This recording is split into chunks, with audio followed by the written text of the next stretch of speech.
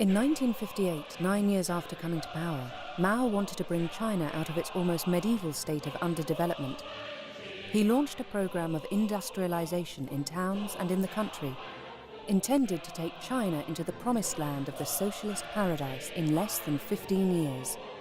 It was the Great Leap Forward.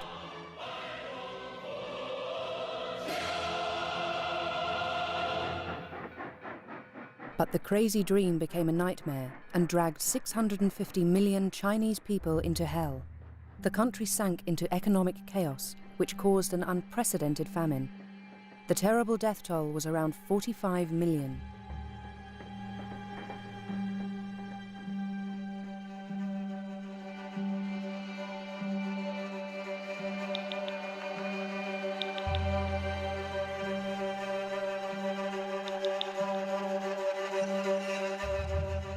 Even today, Mao is an untouchable icon. As the founding father of Red China, he holds the nation together and gives legitimacy to the current authorities. So as not to damage his image, the Chinese Communist Party has maintained a deafening silence on this tragedy for 50 years. For the first time, this film is raising the curtain on this bloody episode in Chinese history.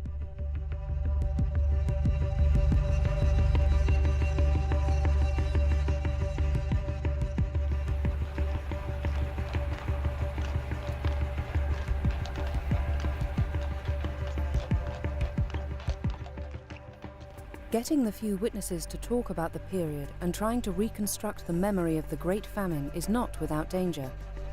Very few have dared to defy the taboo and break the silence.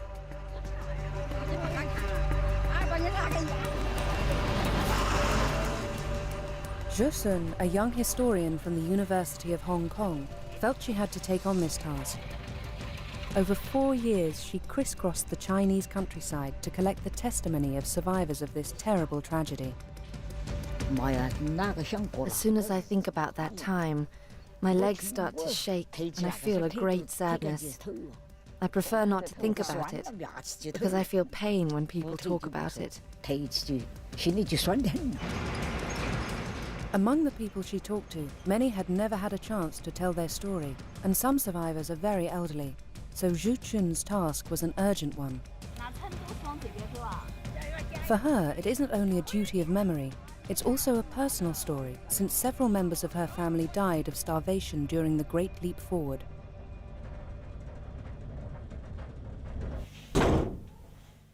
Yang Zhisheng, a journalist and historian, published Tombstone in 2008. It was the first Chinese book on the Great Famine. Published in Hong Kong, it has been banned in mainland China. His own father died of starvation during that period. Even if no one from my family had died of starvation, I would still have written the book, because it's very important. As a journalist, I had to bear witness. I did it so that future generations can know the truth.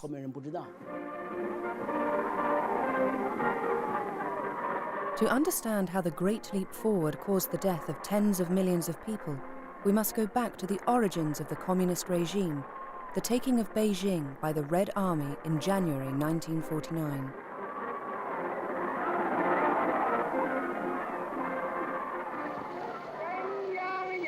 The central government of the people is established.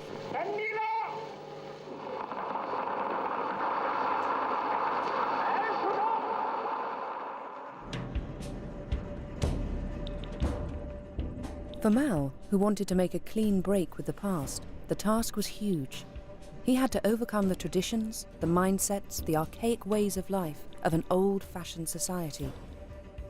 He also had to stamp out the endemic famines and their processions of misery.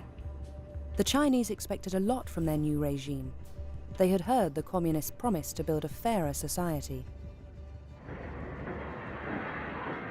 To realize his plans, Mao went to Moscow to ask Stalin for economic help and to consolidate the strategic alliance with the USSR.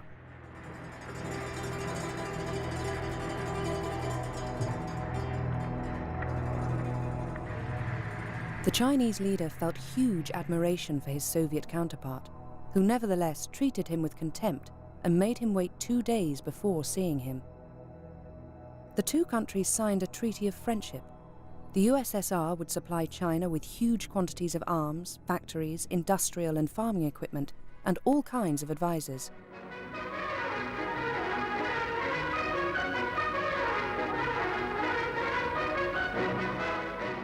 This treaty sealed China's dependence, as the aid didn't come free. Not only did China commit itself to remaining within Moscow's circle of influence and following its economic model faithfully, but it would also have to repay the huge debt it had contracted.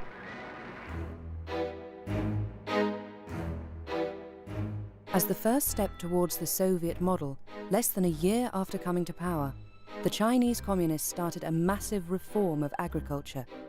It affected half of all cultivated land and benefited 300 million poor peasants.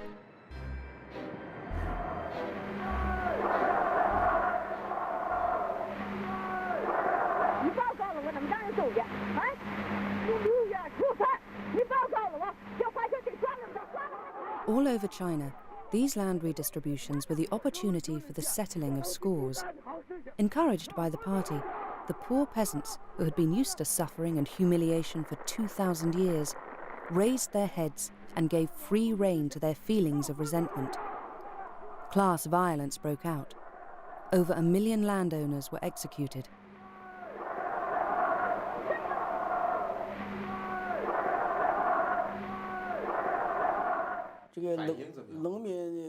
The Chinese peasants had their best 2 years between 1950 and 1952, just after the land distribution and the agricultural reform. In 1950 they were still poor, but life quickly improved from 1952. In my home region we were farming land which was ours, and we had enough to eat. We gave part of our harvest to the state, and we kept the rest for ourselves. That was plenty. I was young at the time, but I could feel that life was improving. The villages organized all sorts of artistic activities during the new year, but later all that was stopped.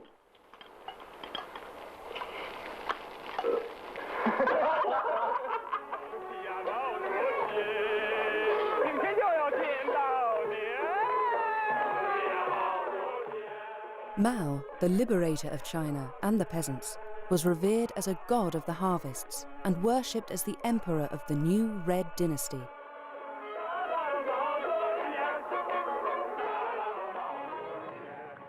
But from 1953, these land redistributions made Mao fear the reappearance of a class of small landowners.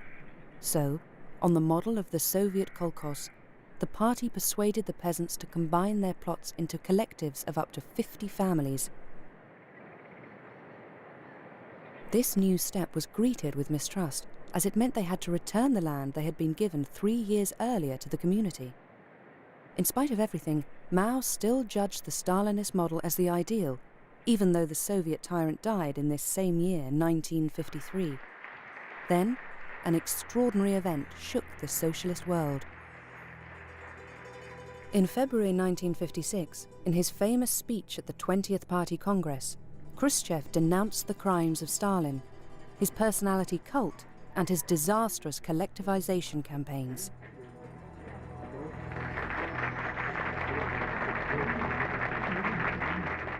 As a result, in China, the Stalinist model praised by Mao was withdrawn.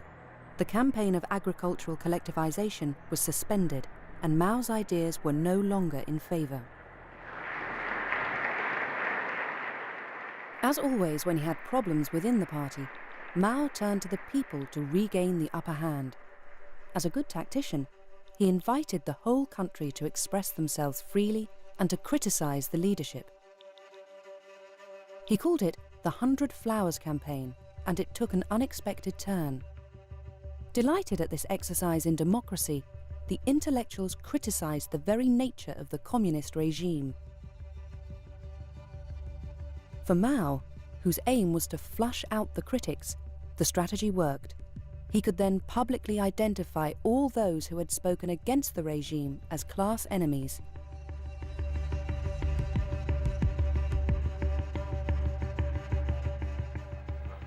You're wrong! What are your political opinions? Do you realize what you're saying? Are you a teacher of the people or not? Do you take the point of view of a teacher of the people? Mao ordered violent repression. The slightest wrong word could be fatal.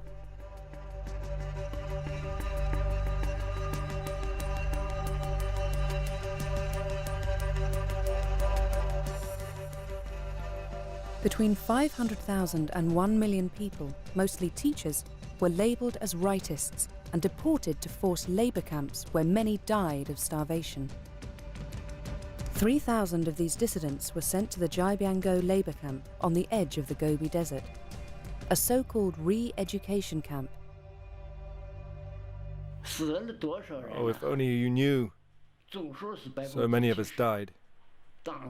In all, 70% of the camp's population. At the time, we slept on the bare ground, in holes we were made to dig. The dead were put into big trucks and transported into the desert. They were covered with a thin layer of sand, and over time their skeletons gradually came back to the surface.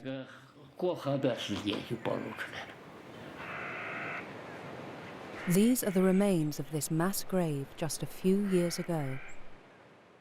There is a climate of terror that reaches all the way to the top levels of leadership. Entire heads of provinces are being removed in 57, 58 and replaced by hard, unscrupulous men who are often willing to benefit from the very radical winds that blow from Beijing. The repression of the rightists removed all opposition and opened up the way for the great leap forward. The Communist Party was able to do what it wanted without any resistance, because no one dared speak out anymore. By silencing his enemies, Mao regained total control of the party. He returned to Moscow in November 1957, but his long-standing ally became his main rival. When Khrushchev declared that the Soviet Union's economic production would exceed that of the USA in 15 years, Mao took up the challenge. He said that China's steel production would exceed that of the United Kingdom in the same period.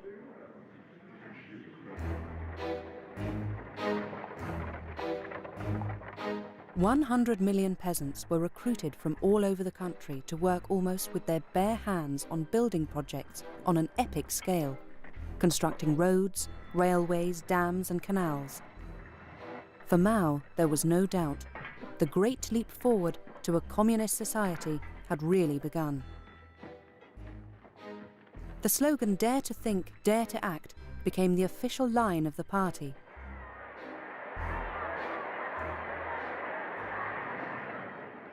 Mao symbolically went out to work sites to lend the peasants his support. To underline the fact that he had rallied the whole party behind him, he was accompanied by Liu Shaoqi, the party's second in command, and Zhu Enlai, his closest comrade in arms.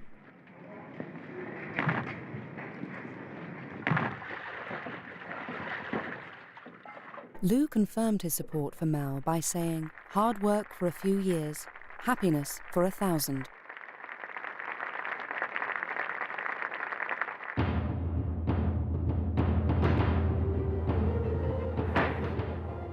All means were used to mobilize the masses and to stimulate revolutionary zeal. In an extraordinary campaign, Mao identified a new enemy. Sparrows were accused of eating the crops. The Chinese were called out in their millions to prevent the birds landing. As a result, the sparrows died of exhaustion and gave way to a new enemy: insects. They proliferated and ate part of the harvest.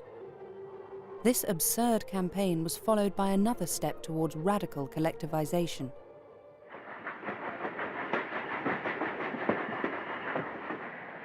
During a journey, Mao saw a banner in a field praising the merits of the first experimental people's commune set up in Henan province. He declared with enthusiasm, "The People's Commune will be the bridge that will carry China towards the socialist paradise."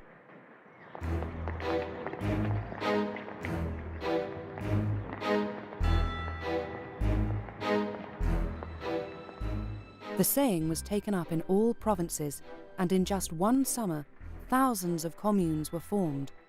They consisted of up to 2,000 families. There were even plans for enormous communes, combining up to 10 or 20,000 households, which would be headed by cadres who were totally dedicated to Mao.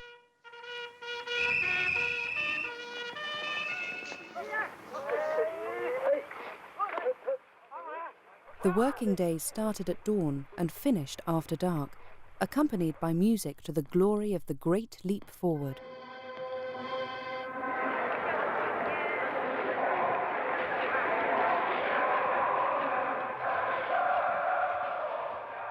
As the basic unit of the future society, the commune experimented with a completely new way of life. Here, everything was designed to immerse the individual in a collective life geared towards production. All private property was abolished. Houses, animals, land and production tools became collective property. Nurseries and free, compulsory schools liberated women from their maternal duties so they could work in the fields.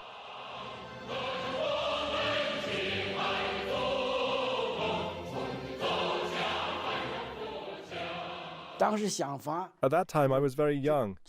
I was a member of the Youth League and in charge of propaganda, so that shows that I believed in communism. I thought communism was fantastic. From when we were tiny, we were taught that the communist paradise would soon come, and we only had to endure a little suffering and make a few sacrifices to reach it. That was how I saw things.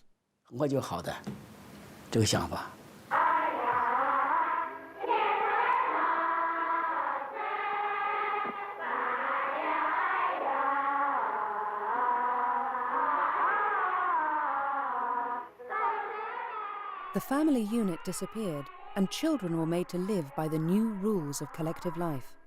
The individual was nothing more than a cog in a big machine.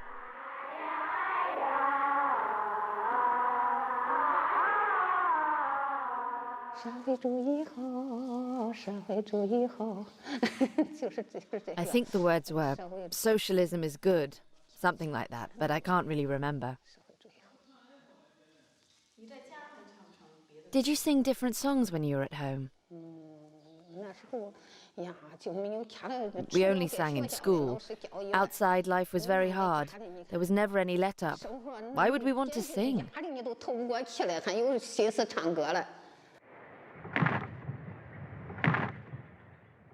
As in a barracks, men and women were separated and grouped in dormitories. Sexual relationships were regulated. Men and women were separated and couldn't live a married life. Some couples went to the fields to continue their sex life, but when they were caught, they were publicly humiliated. Some women found it unbearable and many committed suicide. So you pulled everything and all lived together? The household items were pooled in the first year. The furniture was seized for firewood and everything that could be destroyed was destroyed. The pigs, the sheep, everything was collectivized. Even the pots and pans were seized because families weren't allowed to cook. No one cooked at home anymore. The aim was to force the peasants to take their meals in the commune's collective canteens. In some of them, they even abolished money. A system of work points was established. Food was distributed according to merit, i.e., each person's capacity to fulfill the production objectives. The notion of wages disappeared.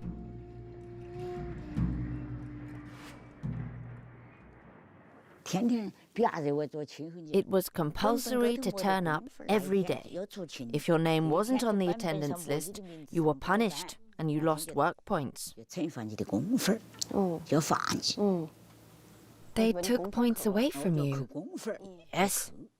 But without work points, you had nothing to eat. The fewer work points you earned, the less food they gave you. Oh, it was miserable. I can tell you that life was brutal for everyone at that time, except the cadres. Those people lived well.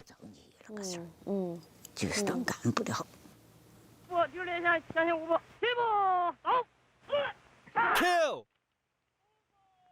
Kill! The party cadres became the officers of the people's communes, which were transformed into real barracks. Every day, the peasants underwent military training because the masses had to be mobilized for the national defense.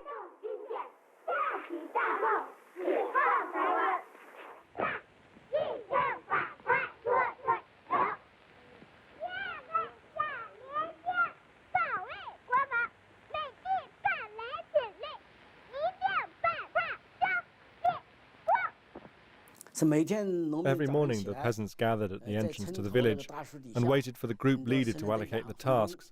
At the end of the day, the leader shouted, "Work's over!" and the peasants went to eat. They weren't motivated and productivity was very low. That was one reason why productivity didn't increase. In the people's communes, peasants had no right to free speech.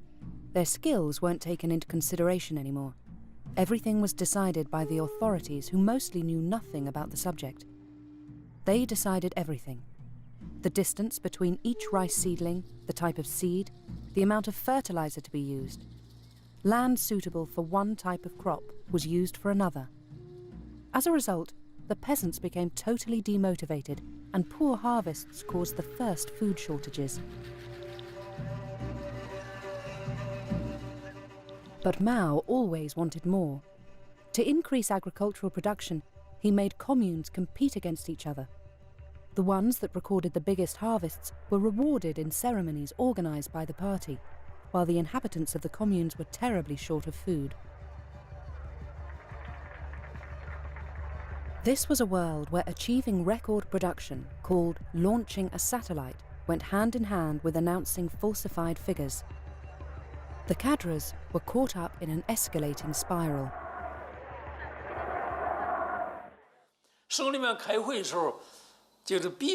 At the provincial meeting, my superiors asked me what I thought about it all. Some places have launched plenty of satellites and declared high levels of production. What do you think? My back was against the wall and I had to say that I would respect the quotas without fail. But in reality, I couldn't keep those commitments. It was impossible.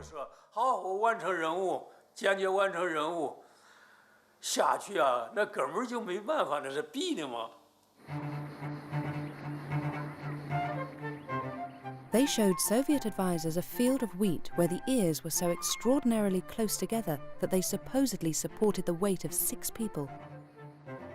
The photo was on the front page of the People's Daily.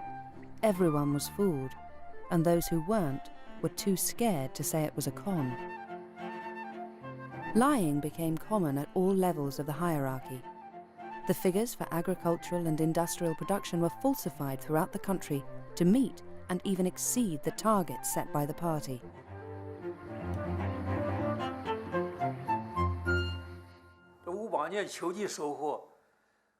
In the autumn of 1958, although there was some wheat, there was a shortage of food. The town of Dangshang in the region of Jiangsu boasted about good harvests, and we went to take a look. It was supposed to be a fertile area.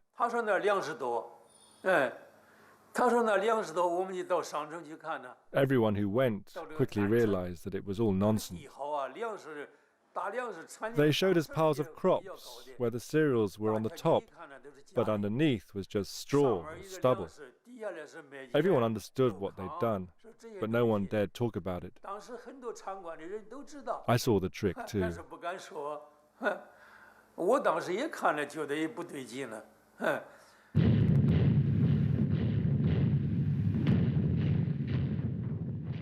As a consequence of these exaggerations, the tax paid in grain by the communes was calculated on a false basis.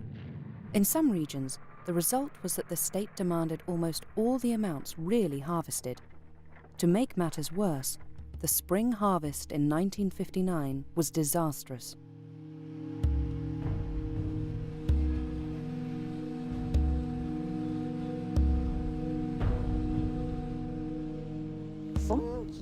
The wheat had hardly been cut when all the members of the commune were made to carry the crops on their back to a boat which took them away. They did it at night by torchlight. As soon as the crops were gathered, the wheat was taken away. Yes. They were shipping it out to pay debts. Yes. Do you know which country had to be paid back? How would I know? So who told you that the debts had to be paid? The cadres said that. At every harvest, Deng Xiaoping said debts had to be repaid even if the country was very poor. Did they leave you a little bit or not? A few kilograms. Far too little to feed us till the next year. The famous debt was the one that China had contracted with the USSR for the purchase of hundreds of factories that were delivered ready for use. Beijing undertook to repay Moscow in the form of agricultural produce. Mao wanted to accelerate repayment, even if it meant people starving in the countryside. In some regions, people really had nothing to eat. I was sent out of the village on a mission, but the members of my family who stayed behind were reduced to eating the bark of medlar trees. Tree bark? Yes, tree bark. They ate the roots of banana trees too, anything they could find. People also ate mud, a sort of white mud. Stems of rice too. We were so hungry that we filled our stomachs with whatever we could find. Once I saw an adult collapse. He fell to the ground while trying to eat a sort of bean paste. He died in front of me, and he still had the food in his mouth. So I laid him under a tree. We were so hungry that soon afterwards we started eating the leaves of that tree.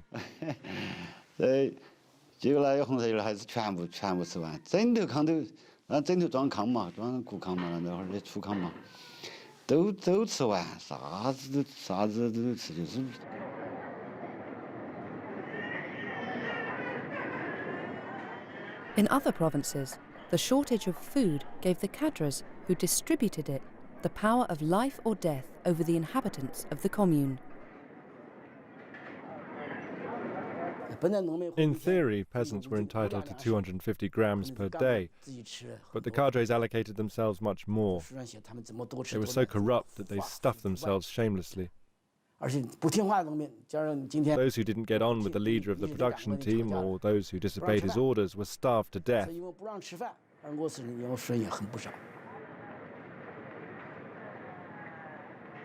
He who does not work shall not eat. That is the principle that was applied from 1958 to 1962, meaning that entire categories of people deemed to be unfit, deemed to be too weak or vulnerable, pregnant women, were deliberately cut off from the canteens and starved to death. That qualifies as murder. Were the cadres here very violent? Yes, very cruel. I remember that when they caught some peasants who had stolen some roots from the fields, they tied them up from head to foot.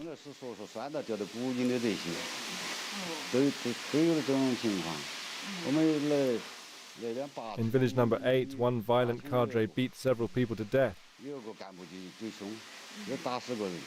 The collective canteens became a sort of weapon in the hands of the cadres who managed them. I know of many examples, like the case of one man in charge of a collective canteen in a village in the province of Qinghai, who one day summoned a very beautiful woman. She was suffering a lot from the famine, and the cadre asked her how many days it was since she had eaten. And he ordered her to undress. When he saw her naked, he said, "Why are your breasts shriveled?" The woman answered, "My chest is now as flat as a man's." The cadre demanded that she bring him her daughter. Her daughter was very young, but she accepted, in exchange for 2 miserable loaves of bread. She killed herself soon afterwards.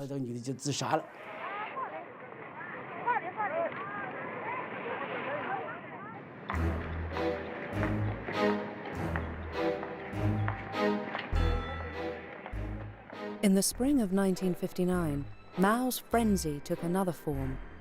The great helmsman demanded 100 million tons of steel in the next 3 years. Since the production of the steel factories was insufficient, the peasants also had to contribute to the effort. They made small blast furnaces out of whatever they had. To make the small blast furnaces, we used mud mixed with hair to make it stronger. Many female comrades had to cut their hair. My youngest daughter also had to cut her hair, and she cried, poor child, but it was compulsory.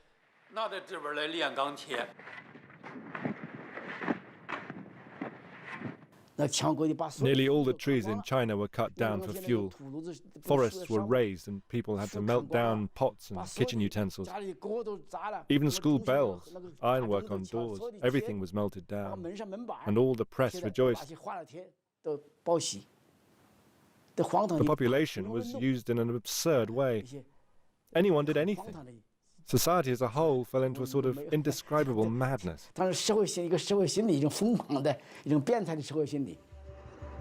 Officially, China started producing millions and millions of tons of steel. In reality, all that came out of these foundries was an unusable metal.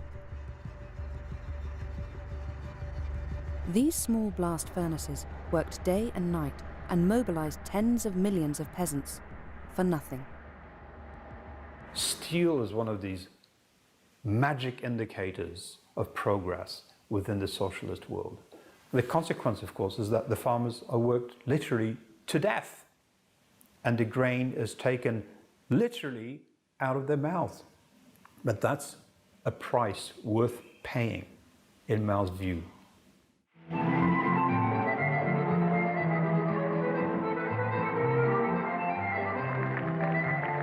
Here was the top leadership meeting in Shanghai, dining, drinking wine, buying cheap cameras, being entertained.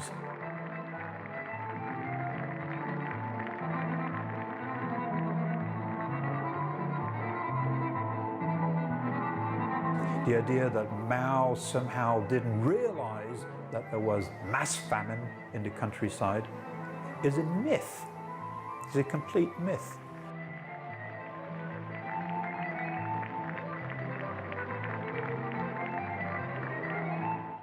A top-secret document found in the archives reveals that not only was Mao completely aware of the peasants' distress, but it was part of his strategy to sacrifice the countryside in order to feed the cities and the industrial and political centres. It's a report on the debates in a Politburo session dated 25th of March 1959. Mao stated, "When there is not enough to eat, people starve to death. It is better to let half of the people die so that the other half can eat their fill." And at that very same conference in Shanghai, he actually orders procurements of grain to be increased to 1/3, an unheard of level. He says it very clearly. He says, if you take up to 1/3 of the grain, the farmers will not rebel. He makes available thousands of trucks to go and carry out that task. In July 1959, Mao gathered the leaders of the party in Lushan, far away from Beijing. The original objective of this conference was to correct the increasingly apparent issues with the Great Leap Forward. The famous Marshal Peng Dehai was the only one who dared express himself in an open letter to Mao. The son of a peasant, he was upset by the destruction in people's lives caused by Mao's policy. He begged him, "Please think of the people." This was an insult to Mao. He forced him to resign from his post as Minister of Defense. This episode marked a tragic reality. No one else would dare to defy Mao as he persisted. The years that followed were terrible.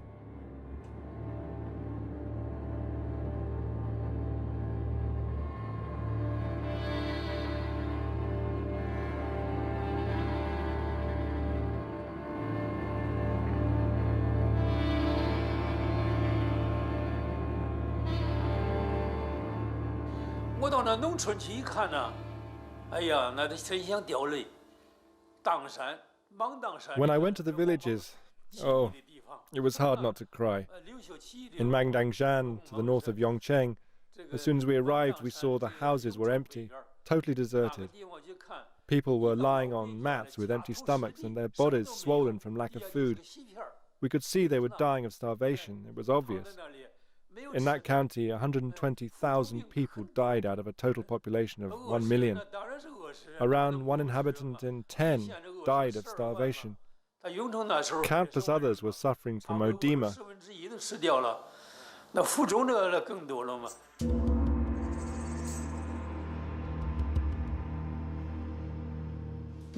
you imagine what it's like to starve to death? To spend your days with nothing to eat? You got very thin, and as you got thinner, at a certain point you had swellings. You'd be so swollen that it scared people. You had bruises all over your body. And in those cases you shouldn't eat salt. But many people stole salt to eat in secret. Were you there when your grandparents died? Yes. What did they die of? They died of starvation, of constipation after eating mud to ease their hunger. We didn't even have a coffin to bury my grandfather in, so we buried him directly in the earth.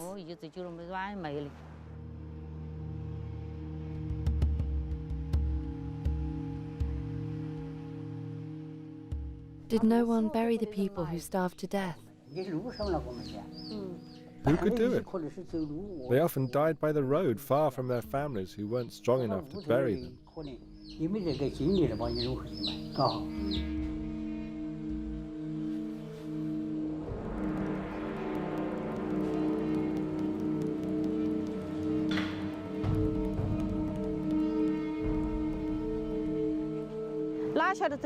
I was walking along the river when I accidentally stepped on the belly of a dead body. I let go of the cart I was pulling to run away. A bit further on, I came across another body, a child's that time. Gave me such a fright.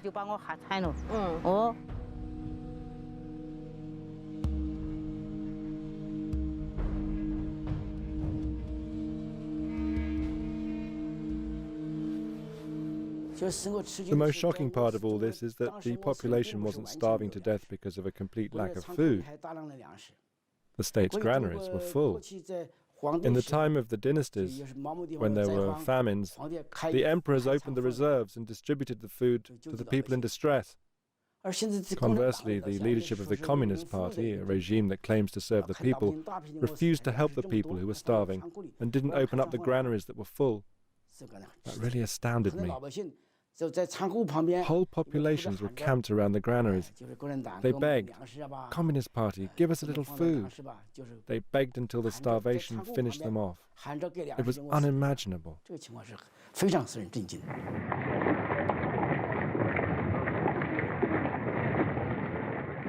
The regions where the famine raged were cordoned off. It was forbidden for people or information to circulate, but many sought to escape. The few people who could move about saw that the destitution was widespread.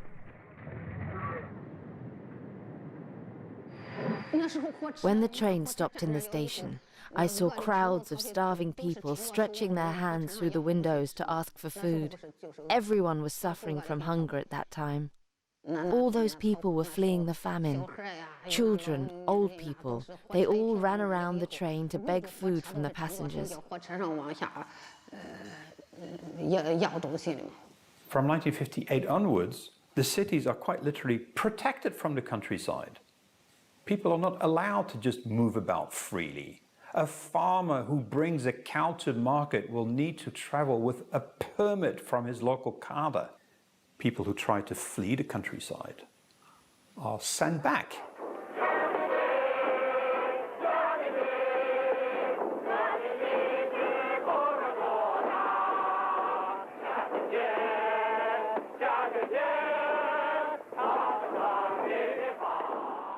Mao's radical methods caught the attention of his Soviet counterpart, Nikita Khrushchev, who was informed by his advisors on the ground. During the grandiose ceremonies for the 10th anniversary of the Chinese Revolution, he took Mao aside and begged him in vain not to repeat the excesses of Stalinist collectivization. Khrushchev would say later, Mao thought he was an envoy of God charged with the divine task of building socialism before the Soviet Union. Mao ignored Khrushchev's warnings. He gave the order not just to carry on, but to increase production figures, which he said were necessary to the successes of the Great Leap Forward. 9 months later, Khrushchev suspended cooperation agreements with China and repatriated 15,000 advisors. It was the beginning of the split between the two countries. Liu Shaoqi, elected president of the Republic in April 1959, tried to restrain Mao, who was still chairman of the party. But another year would go by before Liu Shaoqi ordered investigations into the reality of the famine on the ground.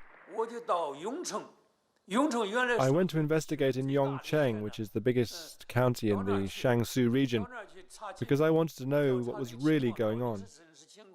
Yongcheng wasn't under my jurisdiction, it was under Jiangsu's. When the local leader found out that I was investigating, he told me lies. He ordered all the people I saw to repeat the same about the death toll from starvation. He said that in total 90,000 people had died unnatural deaths. In reality, the total was 120,000 people. As we said at the time, you couldn't say they had died of starvation. He instructed each district to declare a certain number of deaths, so that the total never exceeded 90,000. All that was to hide the truth from us.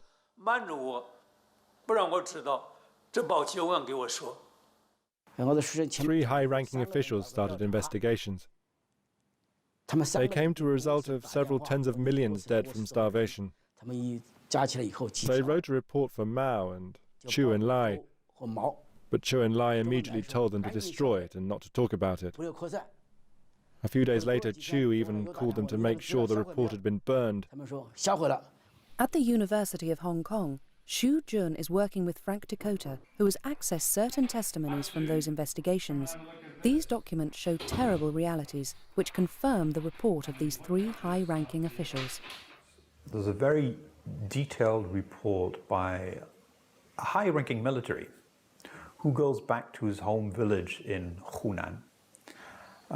And he sees that the graves in the fields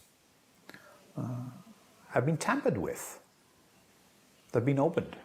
There are no bodies inside. So he wonders what is going on. It's a rainy day. He sees the house of the local party secretary, the smoke coming out. He walks up to the house, opens the door. He sees 4 large pots in which body parts are being boiled down. And it turns out that the local party secretary has decided that you can actually recycle human bodies, simmer them, and then use it as fertilizer on the fields. During the Great Famine, thousands of cases of cannibalism were recorded in official reports.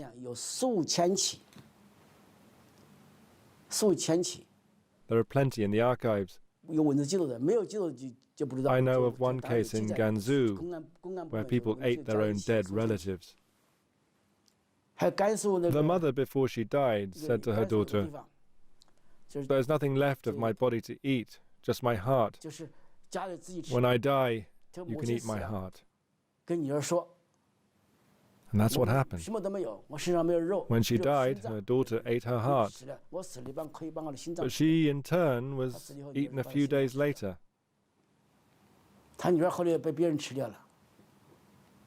In one case in Hunan province, very well documented by a top working team sent into the countryside, they found out that a man was forced to bury his own child alive because this child had also stolen some food. The father who was forced to bury that child died of grief 3 weeks later. In the spring of 1961, President Liu Shaoqi went to investigate for over a month in his home province of Hunan. He found out that friends and members of his family had died of starvation without him knowing about it, because the local cadres had hidden the truth from him. He was upset.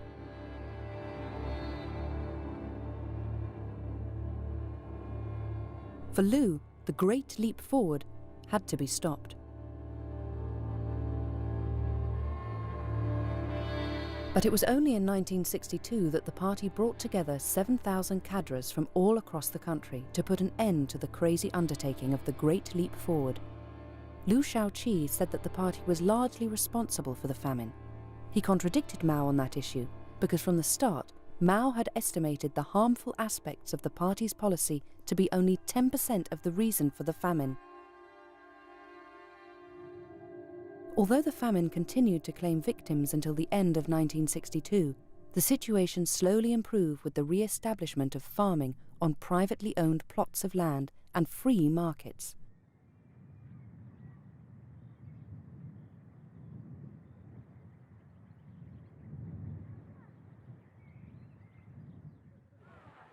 Radical collectivization in the countryside and senseless quotas for farming production, as well as steel production in small blast furnaces, were all stopped.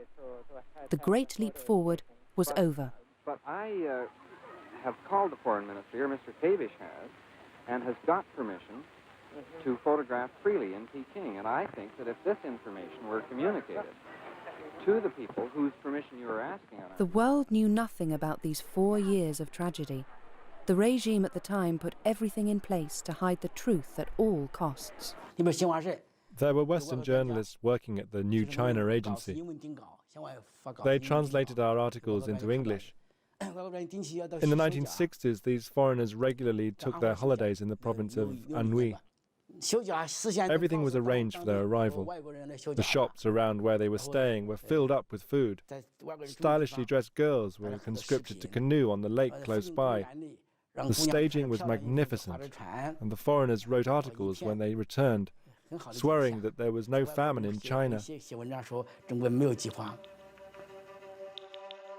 Everything was staged to make the Western journalists believe that China was a paradise of virtue and plenty. In the same way, foreign political leaders were taken in. Returning from China in 1961, François Mitterrand described Mao as a humanitarian and certainly not a dictator. He said Mao had assured him, "The Chinese people are not on the verge of famine. I repeat, in order to be clearly understood, there is no famine in China." It was an enormous lie. The Chinese leadership knew perfectly well that their policy was killing tens of millions of people. The question of who should answer for these acts before history was an issue of power more than ever before. Liu Shaoqi was called to see Mao Zedong by a swimming pool. And Liu Shaoqi made a mistake when he said, "You and I are responsible for the famine. And all of it, including cannibalism, will go into the history books. History will judge us." At that point in time, I think Mao already sealed the fate of Liu Shaoqi and thought, this man is my worst enemy. Mao didn't want to be placed in difficulty by this subject or by others. So to regain power once more, he led the Chinese youth into the movement of the Cultural Revolution against the party bureaucrats.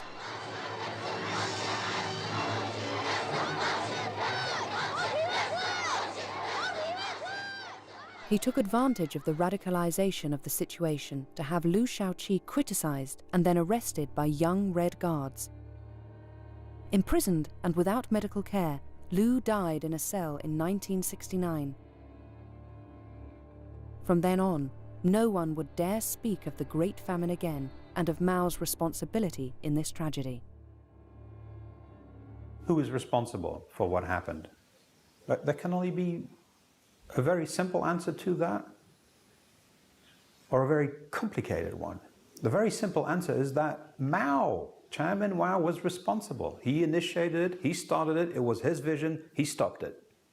He was responsible from beginning to end. Mao ranks as one of the great mass murderers of the 20th century. The more complicated version is, how did one man get away with all of this? So it seems to me that it is both a man and a system who are both responsible for this.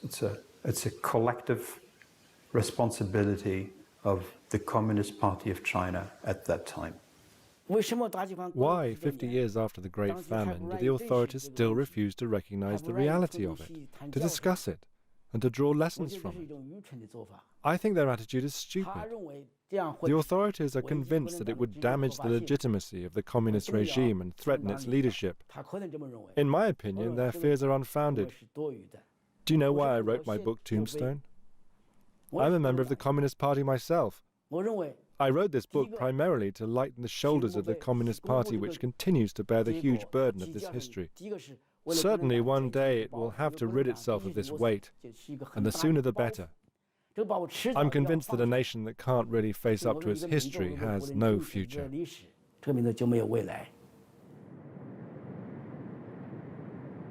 When Mao died in September 1976, he left behind a country in ruins. The nation paid tribute to the great helmsman in a grand funeral, but in the gathered crowd, many must have been thinking about their loved ones who died in the Great Famine. Today, the figure for the death toll still divides historians.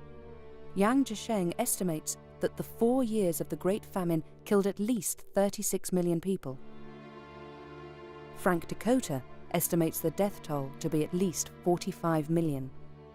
Other Chinese historians put forward the figure of 55 million, almost the same as the total number of victims in the Second World War.